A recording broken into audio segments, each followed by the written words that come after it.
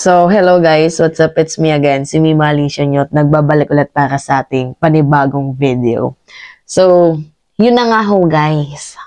Unang-una sa lahat, nagpapasalamat ho ako kay President Joe Biden dahil tutulungan niya raw ho ang Pilipinas sa pamamagitan ng Mutual Defense Treaty natin noong 1951 if ever man ho na atakihin tayo ng China. So, yun na nga, nagkabaliktad nga, no? Inatake ho ng China yung Amerika ngayon. Diba? Gumawa ho ng exaggerated movement, kabaha-bahalang galaw, na kung saan sinundan ho ng Chinese airplane itong B-52 na lumang eroplano ng Amerika doon sa West Philippines. Sinundan ho ng J-11 airplane ng Amerika. Pero anyway, so nagbabala ho si President Joe Biden na kung sakaling galawin ho ang Pilipinas ng Chinese government ay hindi ho mag-aatubili na tulungan tayo ng US. So, kapag sakali man na atakihin man tayo, sabi ni Joe Biden, it will trigger its mutual defense treaty. So, wala kayong magagawa kundi tutulungan talaga kami nitong mga taga-US na to. At sabi naman ho na ni Mao-Ning ba? Diba, spokesperson ng Chinese na nangingialam daw si President Joe Biden. Hindi naman pangingialam yung tawag doon, guys. Ang nangyari kasi dito, sobra na kasi yung karahasan na ginagawa nyo sa aming bansa.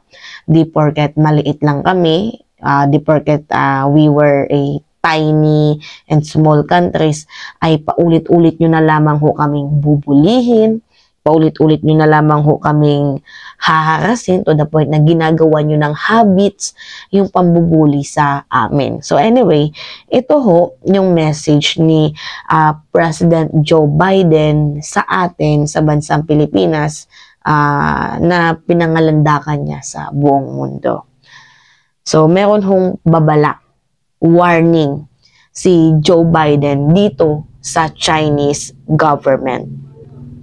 U.S. President Biden warns China to exercise restraint after its ships collided with Philippine resupply vessels in the West Philippine Sea. As if to back up that warning, an American super carrier is set to make a port visit to Manila. Bianca Dava has tonight's top story.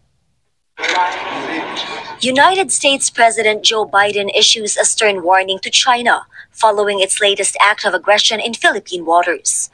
In a joint press conference with Australian Prime Minister Anthony Albanese, Biden directly addressed Sunday's collision between Chinese and Philippine vessels off the West Philippine Sea.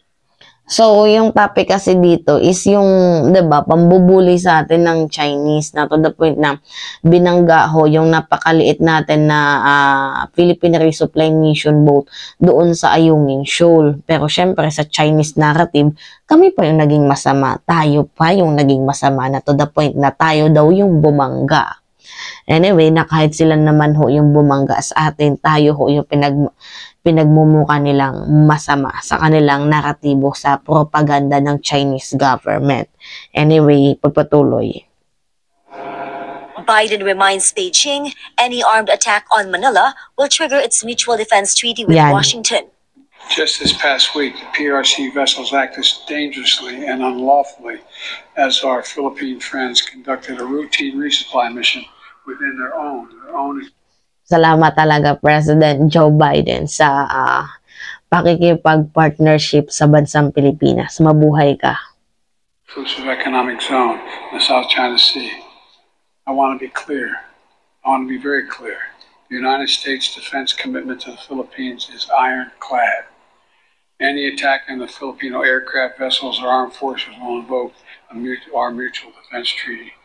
Diba malinaw naman ho na sinabi ni Joe Biden, any attack na gagawin ng Chinese government dito sa Pilipinas, mapa Air Force man yan or Land Force, ay magpapahatid sila ng tulong. It will trigger the Mutual Defense Treaty natin noong 1951 pa.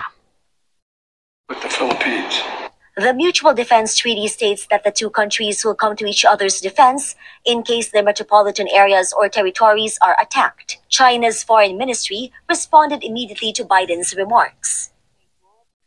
The U.S. is not party to the South China Sea issue. It has no right to get involved in a problem between China and the Philippines. The U.S. promise of defending the Philippines must not hurt China's sovereignty and maritime interests in the South China Sea, and it must also not. Kumbaga guys, sa salitang kalye, itong sinabi ho ni Joe Biden, pinagmukha ho ni Mauning na nangingialam ho. Wala daw hong kakapatan na mangialam itong United States dito sa issue ng Pilipinas all over sa usaping West Philippine Sea. Not enable and encourage the illegal claims of the Philippines. This comes as Chinese Foreign Minister Wang Yi makes his first visit to the U.S. capital since 2019. Wang is expected to discuss a possible summit between Biden and Xi Jinping if the Chinese leader attends the APEC forum in San Francisco next month. In an interview with Teleradyo Servicio, Defense Secretary Gilberto Chodoro Jr. says the Philippines will do whatever it can to assert its sovereignty in the West Philippine Sea. Hindi tayo naghahanap ng pagwawagi laban sa China.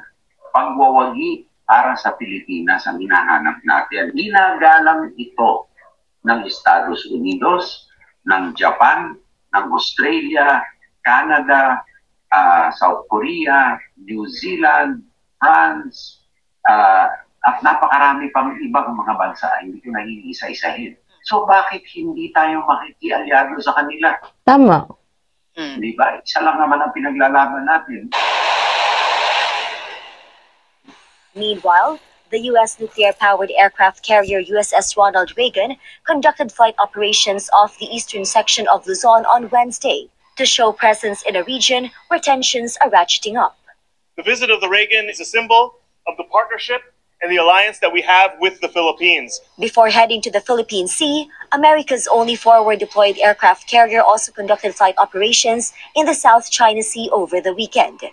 Beijing expressed its disapproval of the presence of the aircraft carrier in the South China Sea, calling the U.S. a troublemaker in the region. But the U.S. Embassy in the Philippines noted that the visit of the USS Ronald Reagan has been planned for months. In response, I would just say that these visits are part of our alliance. They happen all the time at regular intervals, and we're very glad that we can have these kinds of visits because they really show the strength of our relationship. The USS Ronald Reagan houses dozens of aircraft, including FA-18 fighter jets and helicopters, and sophisticated weapon systems. There are 5,000 sailors keeping the aircraft carrier running. Of this number, around 150 are Filipinos. One of them is Rickson Magpantay, who was born in Batangas and has been serving in the U.S. Navy for 15 years now. Magpantay said he is proud of the flags he represents. Since I joined the Navy, I'm Filipino by heart. Mga bantay yan, guys. At the same time, but I believe Philippines. Anyway, yun na nga. So, huwag na natin tapusin kasi medyo mahaba pa to, no? So, ito na nga lang, no? Diba? Nagbabala ho si President Joe Biden if ever man na atakihin any attack such as land force, air force base ang gawin ng Chinese government sa bansang Pilipinas ay re-responde sila, kukundahin nila, tutulungan ho tayo. It will trigger the mutual defense treaty since 1951 sa gagawin ng China dito ho sa bansang Pilipinas. Anyway, mabuhay po President Joe Biden. So ngayon, sa mga hindi ho nakakaalam, ito yung eksena ngayon. Yan.